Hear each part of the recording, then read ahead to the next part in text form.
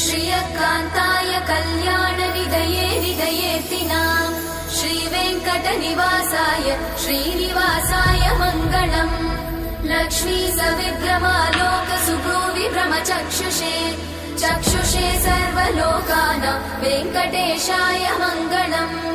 श्रीवेङ्कटाद्रिशृङ्गाग्रमङ्गलाभरणाङ्ग्रये मङ्गलानां निवासाय श्रीनिवासाय मङ्गलम्। सर्वावयव सौन्दर्य सम्पदा सर्वचेतसां सदा सम्मोहनायास्तु वेङ्कटेशाय मङ्गलम्। नित्याय निरवध्याय सत्यानन्द चिदात्मने सर्वान्तरात्मने श्रीमद् वेङ्कटेशाय मङ्गलम्।